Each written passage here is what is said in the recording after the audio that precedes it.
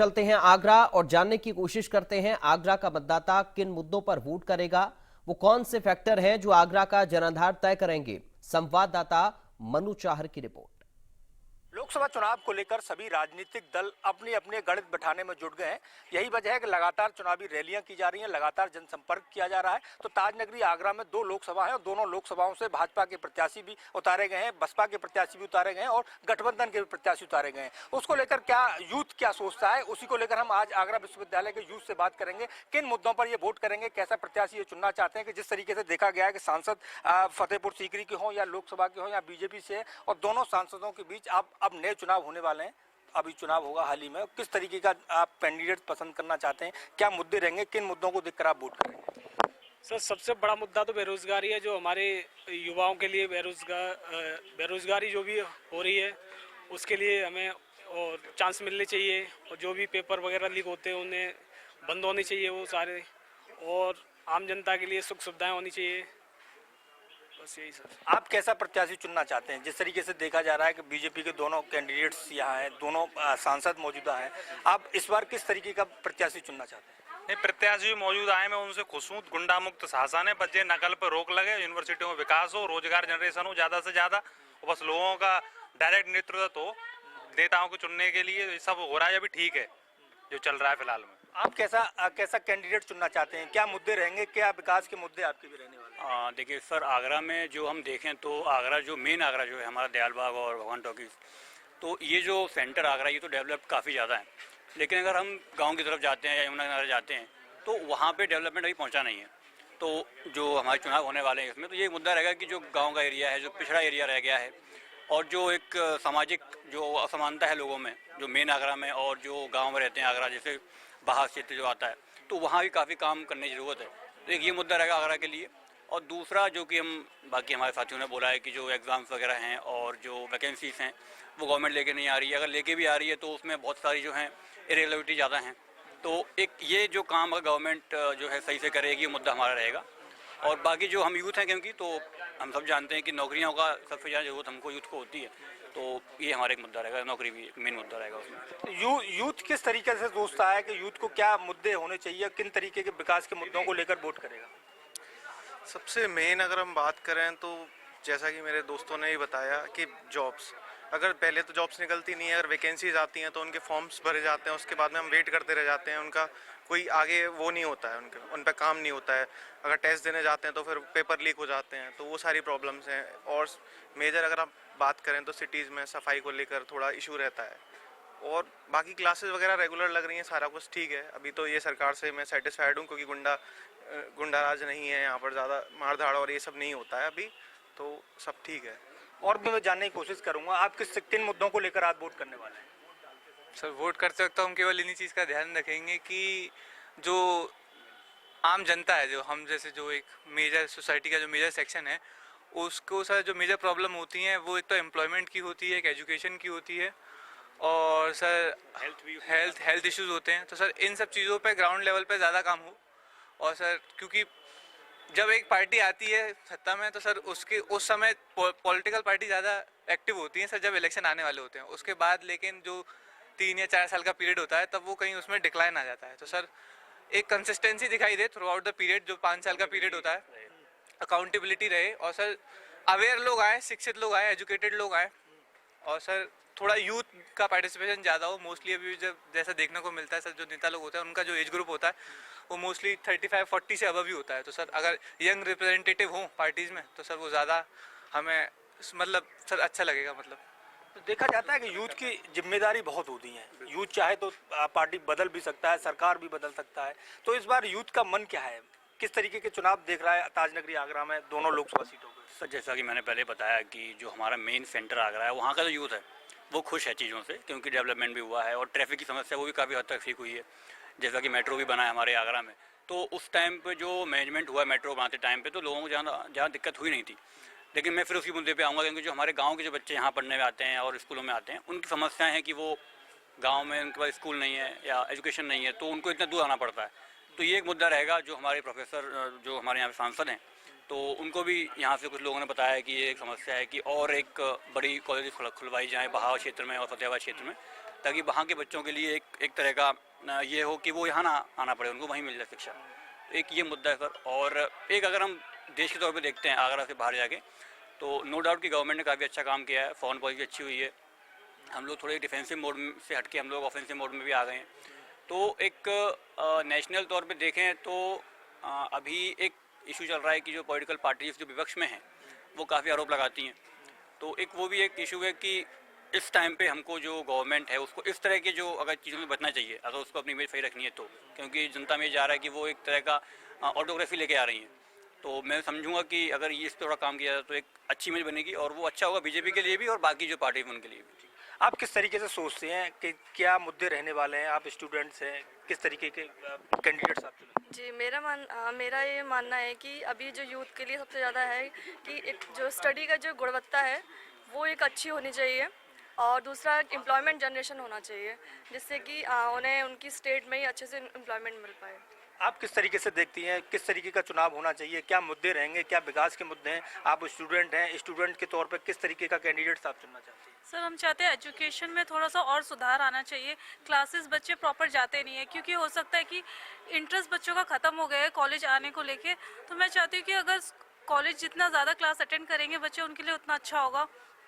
तो मैं ये चाहती हूँ और उनको जॉब मिले कॉलेज के थ्रू, ताकि वो आगे के लिए और अच्छी स्टडीज़ के बारे में सोच सके या फिर उनको अच्छे अपॉर्चुनिटीज़ मिले। तो मौजूदा जो सरकार है, भाजपा की सरकार है, केंद्र में भी राज्य में भी सरकार है, तो क्या लगता है आपको इसमें एजुकेशन डेवलपमेंट नहीं हो पा रहा है? सर, इसमें थोड़ा सा और इम्प्रूवमेंट की ज़रूरत लगती है हमें, ये चीज़ें सोच के कि मतलब जैसे बहुत सारे यूथ है जो उन्होंने क्वालिफिकेशन कर तो लिया, अपनी डिग्री भी कंप्लीट कर ली, ग्रेजुएशन कर लिया, पोस्ट ग्रेजुएशन कर लिया, लेकिन वो फिर भी जॉबलेस है।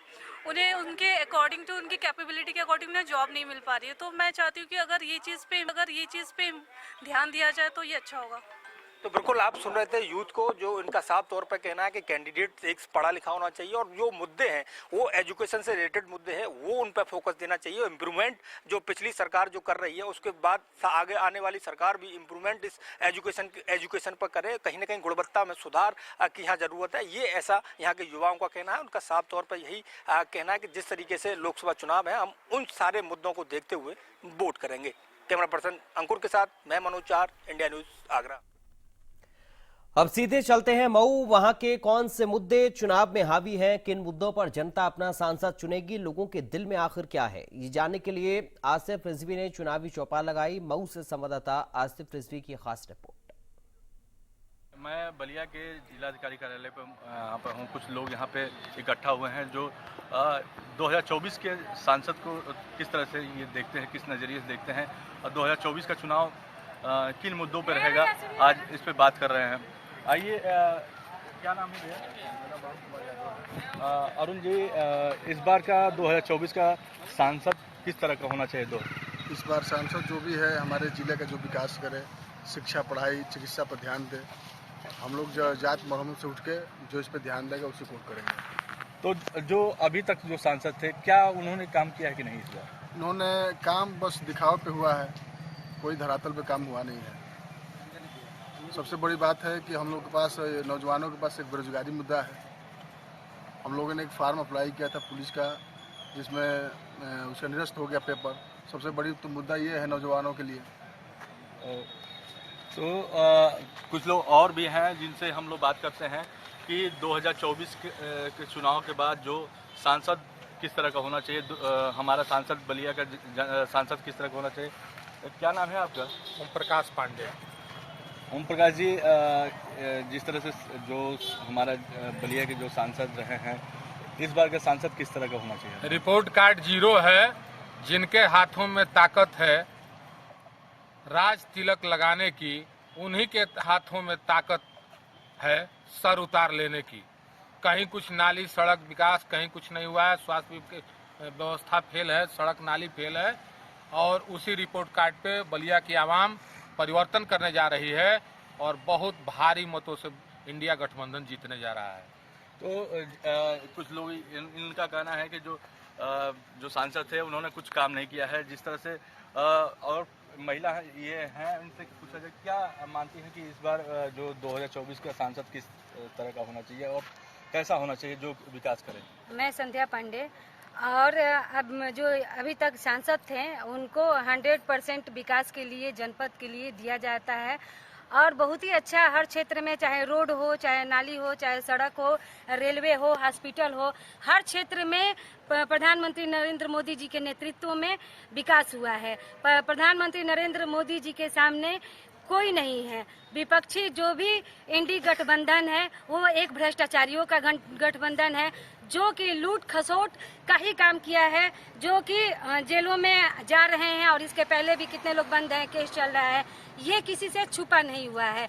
जिसका पूरा देश, भारत देश के लोग, जिसका परिवार हो, जो प्रधानमंत्री 4 करोड़ लोगों को आवास दिया हो और 80 करोड़ लोगों को राशन दे रहा हो, जो अवतारी पुरुष है, एक जो कि देश से लेकर और विदेश तक भारत का मान सम्मान बढ़ा रहे हैं और 2047 में विकास कितना हुआ है अब तक? बलिया में विकास बहुत हुआ है, बहुत विकास हुआ है, हर क्षेत्र में विकास हुआ है। आज मरीज जा रहे हैं, आज उनको दवा मिल रही है। यही था कि पहले कोई दवा नहीं मिलता था और बाहर से लिखा जाता था, और आज देख लीजिए कि सबको डॉक्टर दवा लिखते हैं और हॉस्पिटल का दवा मिलता है, एक्सरे हो रहा है, सारी सुविधाएं मिल रही हैं। ठीक है, और भी कुछ लोग हैं हमारे साथ, उनसे भी बात करते हैं। क्या नाम है आपका? लक्ष्मण यादव। लक्ष्मण जी, ये बताइए कि जो हमारे जो सांसद रहे हैं, जो लोग अब तक बलिया के जो सांसद रहे, कितना विकास किए हैं आपकी देखिए, जनपद की? मामला सांसद का नहीं, सरकार का है। और बलिया के लोग या देश के लोग, मैं समझता हूँ, रोज देख रहा हूँ समाचार पत्र और समाचार चैनल, अब इस देश में जो सरकार भ्रष्टाचारी है उसको बदलने के लिए इस देश की जनता तैयारी में है।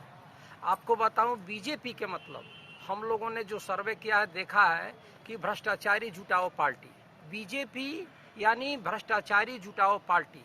आप देख लीजिए, चुनावी बांड में जितने कंपनियों के काले धन है वो सारे काले धन भारतीय जनता पार्टी के खाते में है। और मोदी जी जो महिलाओं के मान सम्मान की बात करते हैं, आप देखिएगा मणिपुर में मोदी जी ने मुंह नहीं खोला, मोदी की सरकार ने मुंह नहीं खोला। बिल्किस बानो के बलात्कारियों और उनके परिजनों को 15 अगस्त 2022 को, जिस दिन देश की स्वतंत्रता की आज़ादी की वो मनाई जाती, वर्षगांठ मनाई जा रही थी, उस दिन उन्होंने रिहा किया। यहाँ तक कि आजीवन कारावास पाए राम रहीम, जो बलात्कार और हत्या के आरोपी हैं, उनको बार बार जेल से रिहा करके पैरोल दे करके Z+ सुरक्षा देने का काम किया। ये है मोदी जी की गारंटी। और मैं समझता हूँ कि सांसद नहीं, इस बार सरकार बदलने की तैयारी में लोग हैं, उसी कड़ी में सांसद भी आएंगे। तो इस बार की सरकार किस तरह की होनी चाहिए? जनपक्षी सरकार होनी चाहिए, जो जनता के सवालों पे, जो जनता के पक्षधर हो, जनता के लिए काम करे, उस तरह की सरकार होनी चाहिए। आइए और कुछ लोग युवा हैं, इनसे बात करते हैं। क्या नाम है आपका? मैं विमलेश कुमार सिंह, वरिष्ठ छात्र नेता PG कॉलेज दुबे छपरा। मैं 2016 से लेकर अभी तक, जब तक शासक चुना हुआ है, अभी तक कम से कम 5-6 अध्यक्ष बना चुका हूं।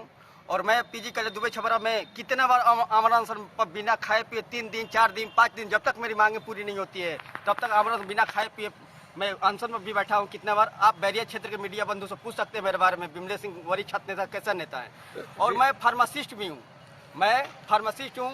मैं D-Pharma पास आउट करके जब गवर्नमेंट हॉस्पिटल में ट्रेनिंग के लिए गया, 90 दिन के ट्रेनिंग के लिए, पूरे लाचारी के बारे में एक एक शब्द मैं हॉस्पिटल में समझ गया हूँ।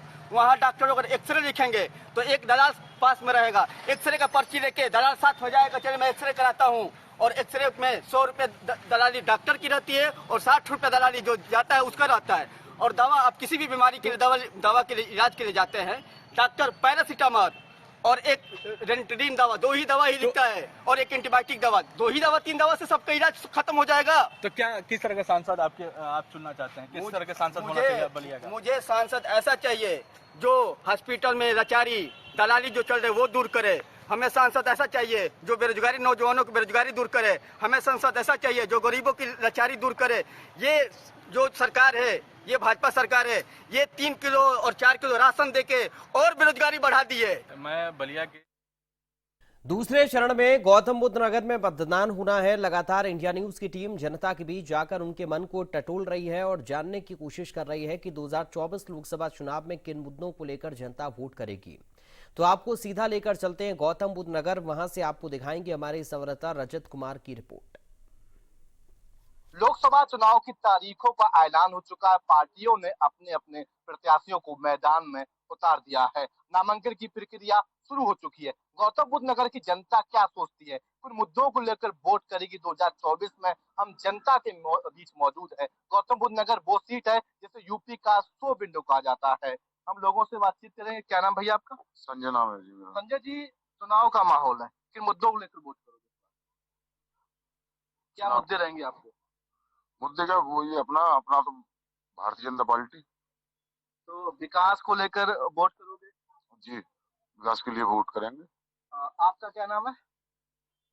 आप आइए, क्या नाम है आपका? पप्पू गौतम। पप्पू गौतम जी, चुनाव है जी। गौतम बुद्ध नगर हॉट सीट है, जी किन मुद्दों को लेकर वोट करोगे? यही होना चाहिए कि गरीबों को रोजगार मिले और अच्छी सरकार चले। योगी सरकार भी सही चल रही है, पर गरीबों को अभी रोजगार कम मिल रहा है। हम इसके जो रोजगार देगा हम उसको वोट देंगे। क्या और क्या मुद्दे रहेंगे? बस हमारा यही है कि रोजगार को बढ़ावा दिया जाए और गरीबों की सुनी जाए। आप आइए, आपका क्या नाम है? सरसेपाल नाम है मेरा। कहाँ के रहने वाले हो? महोबा जिला। महोबा जिला। याद है लोकसभा चुनाव है इस बार? जी सर। किन मुद्दों को लेकर वोट करो? सर मुद्दों के यही लेकर के बात करेंगे कि जैसे मजदूर लोगों का पैसा लोग खा जाते हैं, नहीं देते हैं, तो थोड़ा सा इसके बारे में सरकार सुने। अच्छा, महोबा की बात की जाए तो वहाँ पर किस तरीके का विकास है? महोबा सर विकास तो अभी कमी है। आप नोएडा में रहते हो, नोएडा का माहौल कैसा है? नोएडा का माहौल सही है सर। ठीक है, आप आइए, इधर मुस्कुरा रहे थे। क्या नाम है आपका? रिचपाल नाम है सर। नोएडा में रहते हो, माहौल क्या है इस बार चुनाव को? सर माहौल तो बढ़िया है, कोई नहीं। देखो हर एक इंसान में थोड़ा बहुत कमियां, कुछ अच्छाइयां बुराइयां सब में होती हैं, लेकिन बस यही कहूंगा कि थोड़ी जो ऑफिसर लोग हैं उनकी ज्यादा चलती है और मजदूर लोगों की सुनाई नहीं है। अभी हमने कहीं काम किया था और हमारे दुखे हुए हैं और खुद को कमिश्नर बताता है वो, और पैसे देने से मना करता है, कह रहा है 6 महीने के लिए। कानून व्यवस्था सही है यूपी की? सर अब कानून इसीलिए तो आज आया था कि मंगल दिवस है तो डीएम सर से मिलेंगे। अब आज ये अब नामांकन के चक्कर में नहीं मिल पाए उनसे। अब देखते हैं कल। चुनाव को लेकर मुद्दे क्या, किन मुद्दों को लेकर आप वोट करना चाहोगे? सर विकास तो ठीक ठाक ही है। अब राम मंदिर जो सदियों से नहीं बना था वो बन गया, ये भी एक अच्छी बात है। धारा 370 हटनी नहीं थी जो लगी थी, वो भी हट गई, तो वोट तो इन्हीं को देंगे। आपसे बात करेंगे, आप शाहरुख खान की स्टाइल में हो। हाँ, तो किन मुद्दों को लेकर वोट करोगे? देखो जी, जो पूरी सुरक्षा देगा, समाज सेवा देगा, उसके लिए सपोर्ट करेंगे। हम किसी का नाम ना ले रहे, क्लियर। सुरक्षा को लेकर वोट? हाँ जी, पूरी सुरक्षा और महंगाई कम, पब्लिक का रोजगार दो, बस। तो कहीं ना कहीं ये गौतम बुद्ध नगर की जनता थी जो साफ तौर से विकास को लेकर वोट करती नजर आई है। और भी हम बातचीत करेंगे, आपसे और जानना चाहेंगे। और गौतम बुद्ध नगर में आप रहते हो, और पिछली सरकार और इस सरकार में क्या बदलाव हुआ है? जी सर, कुछ बदलाव है पिछली सरकार इस सरकार में? हाँ पिछली सरकार और आपकी सरकार में बहुत बदलाव है सर। क्या बदलाव देखते हो आप? बहुत ही अच्छा, जैसे रोड सब एकदम बढ़िया हो गए हैं। हर एक चीज से मतलब साफ सफाई से हर एक चीज से बढ़िया देखते हैं। सबसे बड़ा मुद्दा है हमारा। जी आप बोलिए। क्या गंदगी, क्राइम खत्म करो बस। तो लॉ एंड ऑर्डर ठीक नहीं है क्या योगी सरकार यूपी में? पूरी तरह से होना चाहिए ना, यूपी से मतलब नहीं, पूरे देश में होना चाहिए ना।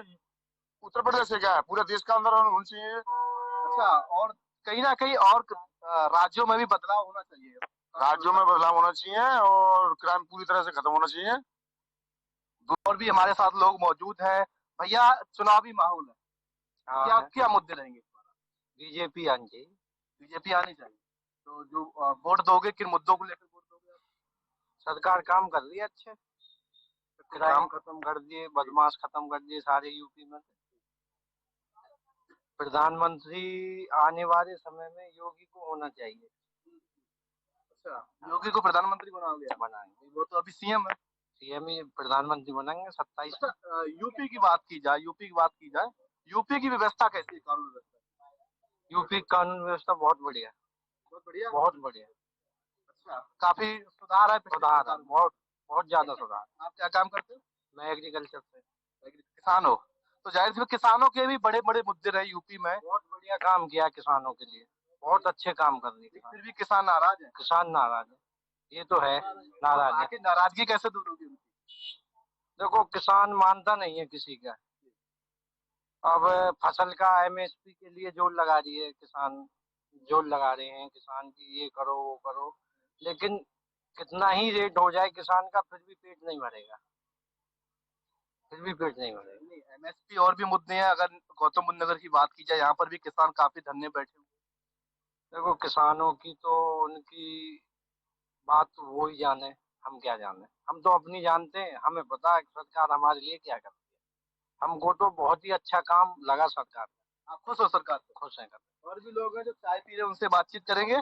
क्या नाम है आपका? मेरा तो काला बेकार भाई। गला बैठा हुआ है। तो कहीं ना कहीं लोग हैं वो इस सरकार को पसंद कर रहे हैं, क्योंकि गौतम बुद्ध नगर हॉट सीट है। तो ऐसे में जिस तरीके से लोगों का कहना है कि हमारे सरकार, इस सरकार में विकास हुआ है, कानून व्यवस्था अच्छी है, उसके साथ साथ अन्य जो चीजें हैं वो इस सरकार बखूबी जनता के हित के लिए सरकार है वो काम करती हुई नजर आ रही है। हम लगातार गौतम बुद्ध नगर के जो तमाम ऐसे क्षेत्र हैं वहां पर लोगों के बीच जानकर उनके मन को टटोल रहे हैं, आखिर वो 2024 में किन मुद्दों को लेकर वोट करेंगे। क्योंकि जो गौतम बुद्ध नगर सीट है वो सीट है जहां पर एयरपोर्ट आ रहा है। क्योंकि गौतम बुद्ध नगर में विकास की बात होती, सबसे पहले एयरपोर्ट का नाम आता, फिल्म सिटी की सिटी का नाम आता है। तो कहीं ना कहीं उस विकास की अगर बात की जाए तो गौतम बुद्ध की जनता है ना, बेहद ही खुश नजर आई है और बाखूबी से जो सरकार द्वारा किए गए कार्यों की प्रशंसा करती हुई